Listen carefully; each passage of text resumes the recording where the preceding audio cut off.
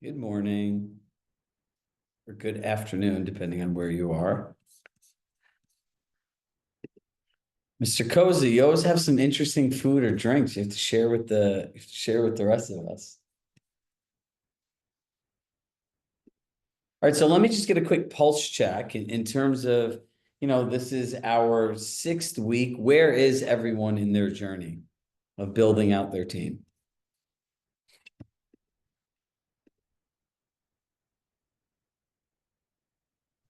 I'll go ahead. Um, I started the year with two. By the way, Stephen Koza from Northern California, Bay Area, Northern Bay Area. I started out the year with two less agents that we lost from last year, which was actually a good thing. Nice people, but they were definitely not as motivated and full time as I wanted them to be, and it was kind of bringing down the team attitude, team vibe. So we started off the year with a little bit of a bummer there, but also a positive, and we gained an agent from a town and an area that we don't cover as much. And she actually just got her first deal of the year in the contract today. So pretty cool. Where we're at is I finally have my value proposition organized. And a lot more refined than I used to have it, which uh, not only helps me understand like what we're offering the agents and being able to make those systems and things better, but also I'm always worried about losing people that become too good. And so it kind of makes us feel less replaceable. And then let's see, value proposition worked out. And oh, and then also the thing that Chirag I've really appreciated was the um the must, I forgot how you termed it, but it's like the must the requirements. Um and I forgot the title on the actual document that I created, but the requirements have been a good thing because like it's minimal standards of achievement basically for the year. And I have it wired down to as how many open houses I want agents to be doing throughout the year, brokers tours to social media posts and so forth. So um, I'm not going to be super strict on it, but I will definitely check in quarterly and make sure, even monthly, and make sure they're following it. So that's where we're at. Yeah. That's great. So we have a real implementer on our hands, right? So look, I think one thing I'll share with you is like people come for value and they stay for culture, right? So as long as you have a strong culture, community, that there's human connection on top of the things that you offer for business, right? Because like when you think about leaving somewhere, right? It's like moving to a new place. No one really likes moving to a place where no one knows them. There's no familiarity. I always mess up that word, right? So, when you think about that, that's your culture. Those are the events, those are the people, those are the little touch points, those are the phone nights, the pizza nights, the way you celebrate people in an office meeting, right? It is a feeling. People will not leave you because the fear of the unknown, right? So if you look at it, your brain is wired for two needs, right? Certainty and comfort, right? If there's certainty and comfort with your team and how you show up and who you are, right? So think about it. I'll use myself as an example, right? All I know is Compass. I don't know any other brokerage. I don't know any other world. I don't know anything. And like, even if I had to present in front of a stage of all like, I don't know, Keller Williams, I feel weird, right? Like I'm reluctant. It's uncertain, it's uncomfortable. I don't know the people, they don't know me, right? So when a team member leaves and goes on their own, that's the journey that they're starting, right? So when we talk about all these little touch points of reintroducing your value proposition in a thoughtful way of, hey, John used the resources here and he used this, Sean, how did that impact you, right?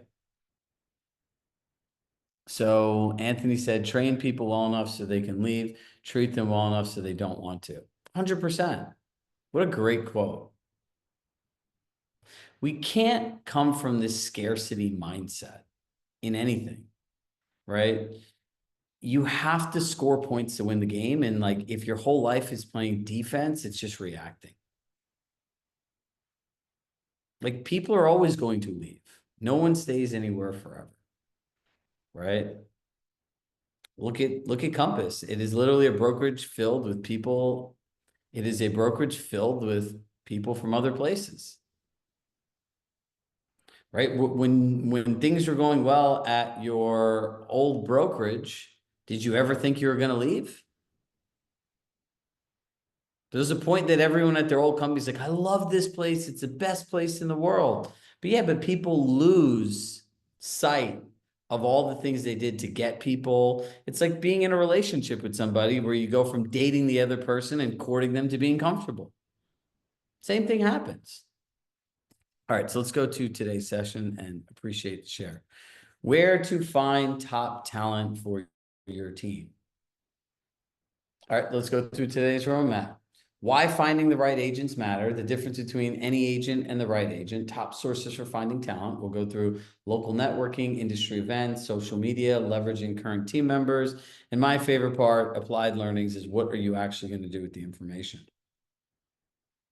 So if you think about it, you can boil down finding the right agents to three main areas, right? Cultural alignment. If you bring in the wrong human, they will turn your entire dynamic around. You know that saying, it only takes one rotten apple to ruin the whole basket, right? It's the same thing with a team. Because this is where people start thinking like, oh, is Steven just about money? Does he want something different? Has something changed? Productivity, productive people like being around productive people, right? Everyone should have a production minimum. For a person to take up your space, utilize your resources, and most importantly, be part of your existing community of happy agents, right? Bill had mentioned, congratulations, he has no turnover, right? But when you have no turnover and things are going well, you need to be super selective. And the last one's training needs. Like, what do they really need, right? If you have people on your team that don't want or need what you have, they're forever going to be fighting with you, telling other people, I don't know about this. They don't offer the and it just starts putting ideas in people's heads, right? And there is a thing called doubt dripping, right? Where you could slowly plant little seeds of doubt that over time sprout. People don't realize this, but here in America, people love to complain. It's a culture that's obsessively focused on what we don't have as opposed to being grateful for what we do have, right? See it in kids all the time today, right? Because every parent's goal is to provide their kid a better life than what they had, or at least most people I've talked to, right? So oftentimes kids can't see because that's all they know of how good it really is. Think about how many boomerang agents there were that left Compass and then came back because they thought the grass was greener, but they came back, right? For the technology. And I had an agent who was the number one agent in her marketplace. She came back because she missed the 25 people that she had in her mastermind group. It was like the number one reason she came back. It was the collaboration and community. So any agent versus the right agent, right? This whole any agent concept comes down to, I'm going to hire any agent if they can make money for my team, right? If you look at sports teams, there's some people that aren't the best player on the team, but they're great locker room people, right? They're people in basketball that are great people that come off the bench and just play key roles, right? What is the right agent for your team, right? So if we talk about those lists of requirements, at this point, because everyone's had good agents, and more importantly, everyone has had bad agents. Who is the right agent for your team, right? If we look at Lori's team, the right agent for her team is someone that 100% unequivocally wants to support her business, right? That's all they want to do because that's how her whole entire team is built, right? Someone who's the right agent for some of your teams are going to want certain aspects of what you want, of what you offer. Does that make sense, everybody? So when you're a recruiting person, you're going to ask yourself, is this any agent or is this the right agent? And the right agent exercise is going through and asking yourself, based on your past experiences, the right agent, these are all their characteristics. These are the things they use. These are the things they do. In marketing, it's called building your avatar, right? And the whole point of a filter is to keep out all of the wrong things, which is any agent. Now, sources to find top talent. There's local networking, industry events, social media, and leveraging your current team members. I encourage you to pick one of these areas to focus on, not all. You take one thing, you build it out, It's repeatable in process, it's predictable in outcome, and then you go on to building the next pillar because now you actually have systems and activities that are consistent, that you're not just doing things to do them, right? Do you know how many things teams do just to do them in the course of a year, but they don't put out the right rollout, the right initiative, the right comms, the right reinforcement, the right structure. So nothing ever happens. And as a team leader, it is a waste of time and money because you put money towards a lot of these things too. But you need patience and time for things to work out, and you need the right support. So let's go to the first part about local networking. Attend, typo, real estate meetups and local networking events. You should all be looking for what are meetups and local networking events, right? Whether they be through your association, whether they be through your offices, whether they be for a broader real estate audience. I like this second one is my favorite one. Host your own meetups, right? Whether it's monthly or quarterly, it's an invite only meetup, whether it's top producing agents, rising stars, people you're recruiting, industry professionals, like start showing people what your community is and offer something of value, right? Business growth, marketing strategies, insider insights. And what people always like to know in real estate is what's working now in your business, right? Take things that you're already doing, things that your team has as a core strength, and lean into those in your own meetups. You all have access to a Compass office where you can host these meetups for free. And getting some light appetizers and some wine and stuff like that, it's not expensive. Be more thoughtful in the way that you invite people. You call them, you text them the day of, you could send them handwritten invitations. Remember, you're creating the experience, which is your brand. Local networking part two, engage at open houses. How many people go on broker tour? Well, this is a good place to maybe start going on broker tours, right? Once you have identified your avatar of agents, go to their open houses, introduce yourself, compliment their work, ask about their goals, right? Look and find out like where are the biggest opportunities for growth in your business, right? And then ultimately, once you understand that, you've identified the gap and you can actually talk about how you can add value to them. Oh, you're working on that? Hey, our team does that really well. Happy to hop on a call, and if it can be helpful, we can share with what we're doing, right? Local events, partnerships, sponsorships, and partnerships, right? You want to create visibility in your community to attract like-minded professionals. Like you might get to know a local business owner really well, and they could have a whole group of people that come into their place that are real estate agents. You never know when a trigger event could happen, right? So if I know Bill and Bill has a coffee shop and I talk to Bill every day when I get my coffee, and one day I'm just sharing my frustrations, right? Because local business owners, especially in those kinds of service businesses, are therapists too. You want to maximize your opportunity for pieces on the roulette board, right? The more pieces you have out there, the more people that know who you are, know what you do, the more you support them in their goals, the more likely they are to refer business to you or other professionals to you. Industry events, right? Compass Retreat, this is a great one, right? You're meeting people everywhere, right? You also want to introduce and invite your recruits to join you to some of these sessions. You can't bring them to a Compass Retreat, but they have plenty of entrepreneurial networking events that you can go to, right? Another one is focus on like the social hours, right? And when you go to these social hours, you want to have some sort of predetermined outcome, right? So my networking goal has always been simple. I want to build one really good relationship with one person. And then after that, meet up with them, and then my relationship generally goes. So, I have a buddy of mine that jokes around when we do events here. He goes, the most interesting thing about Chirag is you will give him the microphone. He'll literally be the best person, most motivating, inspirational, educational person you ever hear talk. And you would actually think when he gets down, he'll go around and talk to everybody. You know where you'll find Chirag at one of these events? In a corner talking to one person the entire night. Because that's the outcome I want. I want one good relationship. My mentor and dear friend, Rory Gollett, him and Robert, these guys can work an entire room and make everyone feel seen, heard, special in times that I can never understand, and I'm never going to do that. That's not going to be me. So you need to understand who you are and the context in which you approach things. Now, you want to follow up immediately. Handwritten notes, video messages, personalized. Remember, just like in sales, reintroduce the things. Hey, and listening to you, Brian, I know some of your goals are blank, blank, blank, blank, and then offer something of value, right? Or offer to get together. Panels and hosting training sessions. Try to get on every single panel you can, right? To see and be seen business. And then the other thing is create your own workshops, right? Just invite people, know who you're recruiting. Invite people and be of value. This builds credibility, creates trust, and in the future will create recruiting opportunities. Do you know generally what happens in this being of value mode? Does anybody? Being of value and trigger events, anyone have an idea?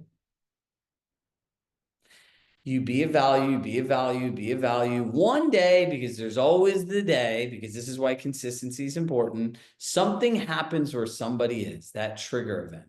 And then they say, you know what? I've been thinking of Jackie for so long. I've been getting so much value from Jackie, and I'm not even part of her team. What happens if I join their team? And that's how the conversation starts, right?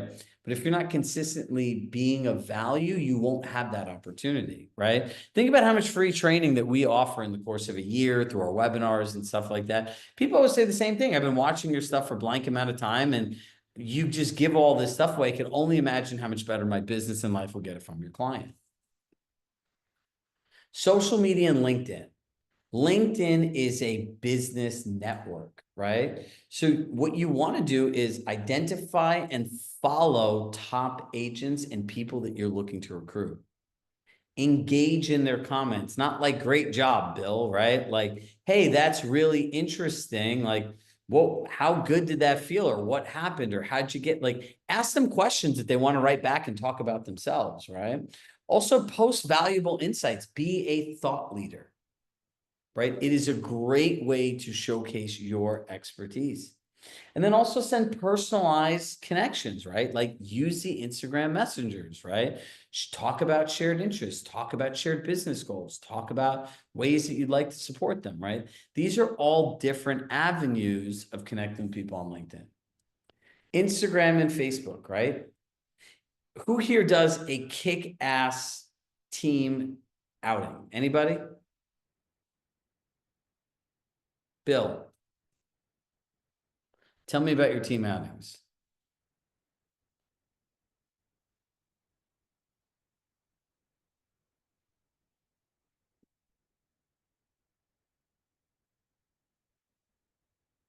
Can anyone hear Bill?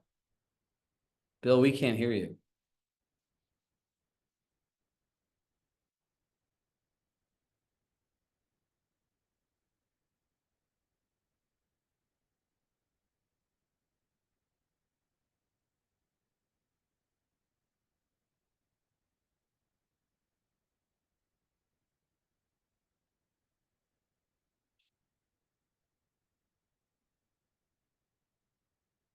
All right, we'll keep going till Bill's audio gets connected, right? Behind the scenes, FOMO is a real thing.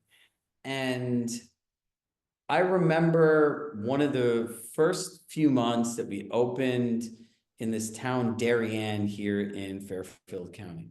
So you had all these agents come in, right? And the corporate people had sent me because they were complaining, right? So generally when I worked here, I was kind of like a fixer, like Ray Donovan. If people complained, people had a problem, they'd send me to the market, right? And I remember sitting in this room and my friend was the sales manager and she was the sales manager for the entire state of Connecticut. So it was a crazy job, right? Her and I were really, they're like a couple employees, but like just kind of just left us there and like, you know, we kind of had to figure it out. And so I said to them, I go, we have two choices today. Either I could spend the time that I have with you here today in figuring out what we can do to grow your business, right? Or if you choose to complain, there's the door and you can leave and go back to your old brokerage. And so my friend Amanda, her face turned beet red. She's like, haha, that's, you gotta love Chirag. He's just kidding. And they're like, and you hear people kind of talk and they're like, yeah, but that's really funny. I go, no, I'm dead serious. And I'm like, and I knew who all the complainers were. And so I started asking them, ask these people, these are grown adults, right? And when there's a new market, it's generally all really successful agents. Why did you come here? I will never forget this. 6 agents in a row. Do you know what their answer was? FOMO. That was it. FOMO. I came here because of FOMO. Like, what the hell? But Compass forever is like the coolest thing that everyone wants to be part of, right? It was also really hard to get in. So, FOMO is the reason. So, like, if you have golf, Top Golf, go-karting, karaoke, if he's showing that community, that collaboration, that connection, do you know how many agents are on a team where their team leader doesn't even call them? They never have an outing, right? It's a great way to do it. Also, like success stories, right? Like, you want to be able to like tell your story and have your agent share why they love being part of your team. And it's like use the stories and reels to share tips that can work for agents and clients, right? So if you're talking about how to explain a challenging market, say, hey, one of the number one questions we get from our clients are blank, and myself and my team, this is how we communicate it, and this is how we be of value to the clients. People start listening to that, right? But it's how you frame the conversation that matters. Facebook groups, such an undervalued area. Some of these groups have thousands of people, right? And one of the social media strategies that people have is find people that have tons of followers that don't respond to their comments, right? And go in and add value. Engage in conversations, provide thoughtful responses, right? Engage in comments and direct messages, right? Focus on relationship building. Right. So if does anyone know a Facebook group that gets a lot of engagement, but the people that are the people that created the group don't always respond? Anybody? Start looking at it. Go in and respond to all those comments, right? You want to be the guy in these groups that's always responding, always adding value. That builds your brand, right? And then from there, based off of what people said, if it warrants a DM, you could say, hey, I'm doing a training, right? This is collaborating things together, right? I'm doing a training on blank and blank. And, I saw your comment here, would like to personally invite you. And then they'll come to your training and now they're in your recruiting funnel. So there's a way to more thoughtfully put all these things together. Leveraging team members. How many people have ever got AIP money from Compass? Nobody? Huh. Oh my God. Do you know what AIP is? Agent Introduction Program. You can get $5,000 that you can use on coaching or a less cash amount, but like they'll literally pay you to introduce agents. Every time you co-broke, it's an AIP opportunity. Offer cash incentives and bonuses, right? You'll see in March that we are going to roll out I believe it's a $200 or $250 Visa gift card for anyone that refers us a client for when we reopen up, and it'll be that way going forward. Right. So it's a good way to incentivize people to do things. We did it once, but it was so chaotic of sending these gift cards and everything. We realize now is there'll be a period of 3 weeks where that window's open where people are going to refer people. And then we just tell people all gift cards will go out on April 5th and you'll have them by April 10th, creating clarity for everyone. Because like we'd get a referral, they'd sign up. We were rushing to send a gift card with a nice note. And like it was just too much, right? But you have to organize and systemize these themes, right?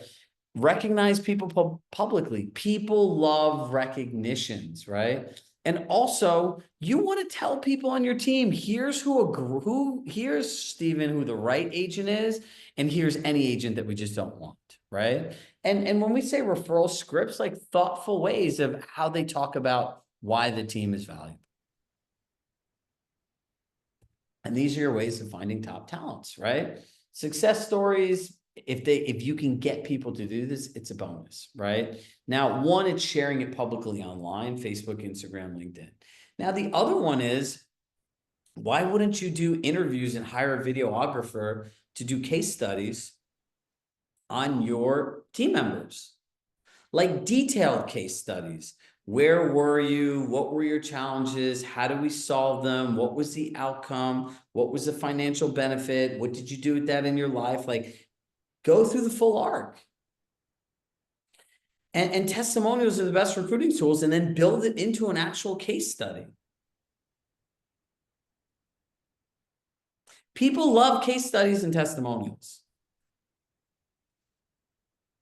Now, host social events and have them invite prospects. Like, who do you know that might be a good fit for a team? Invite them and let them experience that camaraderie, that culture, right?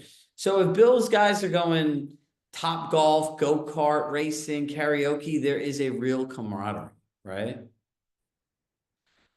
I'd post them on Instagram, I'd post them on LinkedIn, I'd share it on your website, and I would share it with a recruit before they sat down and I met them. So think about this.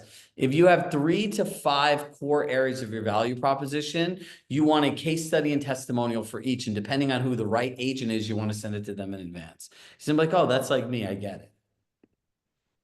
So applied learnings, pick one source, build out a plan of action, and from there, align the action with time blocks in your calendar so it actually happens. Remember, recruiting is a long-term process that requires consistency and patience to get the right team members. And that's what we got for you. So we have 2 minutes. Does anyone have any questions? Sean. I always have a hard time. I don't know when people are on other teams if it's appropriate. I don't want to be a jerk, so I'm always afraid to pursue people. Can you hear me? Yeah. Yeah, I'm always afraid to pursue people that might be on other teams. I don't know if you got to suck it up and be a shark, or if there's a line that shouldn't be crossed. Just don't do it with your colleagues at the same brokerage, right? Because you're gonna have to co-broke, you see them in the office, right? And they're kind of looking at ways to kind of stop internal recruiting, right? Some of the recruiting Hmm. have changed. But if they don't belong to Compass and they're not your actual colleagues, you should not feel bad at all. Okay, cool. All right, we have time for one more question.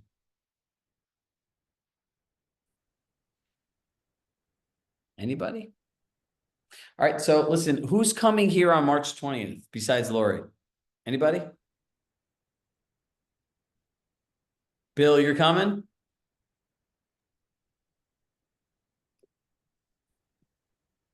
I was planning on Ryan? coming, but I'm going to be in Girona, Spain. Oof. Sean, you Oh, coming? Steven, you coming? no, I'm not. I had a quick question, but I'll wait till you. Could I ask that question now? Yes, you can. Well, and also Girona, Spain. That's awesome. I lived there for 6 years. Oh my That's God, an I got to amazing. talk to you about it. My son's going there for a trial with Girona FC. Oh, cool. I used to be a professional cyclist, so I raced over there. Yeah, There we'll you go. connect. But Chirag, so a question for you, kind of on topic, a little off topic. What's the best way to discover how many deals an agent, like an easy way to just be like, okay, I'm looking for an agent that does at least 10 deals a year, in between There 10, is 15 deals a year. it's challenging, right? Because there's like a program called Broker Metrics, but you have to be a broker to get it. So see which way you could finagle getting one of those. That's the only way I know how. Okay. Because I want to like recruit, but like I'm thinking I do not want to retrain. I don't want to go through beginners. I want to 10 to 15 deals a year is like great. Yep. Okay. Oh, Trisha said you don't have to be a broker anymore, but it's a couple $100 a month. So maybe get a subscription, use it Okay. for a couple months, and then cancel it. All right, I Okay. have to jump into my next call. Email info@chiragshahcoaching.com. I encourage all of you to come. There are only 70 seats. We'll do a full day of training. I have all kinds of my cool friends and fellow colleagues coming in for guest speaking things, like really different stuff, right? Not stuff I won't be teaching the whole day. We'll be doing a variety of different things. And that evening, we have our 5-year anniversary party. So it'll be 100+ people here. So it'll be a really good time and it'll be well worth the trip. So if you have any questions, and it's free, right? People like, how much does a ticket cost? It's part of your membership. I don't know. We always think about late night karaoke, Bill, so I'm not sure. But when you have 100 people, it gets a little challenging. You know, karaoke's always good for 20, 25 people. So as always, love my heart. Love you all. Allison, excited that you're coming. If any of you have questions, just email our team and we'll send you all the details. I think half of the slots are filled so far, and people tend to wait to the last minute to book things. So the earlier you book, the better it is. All right. Bye, everybody.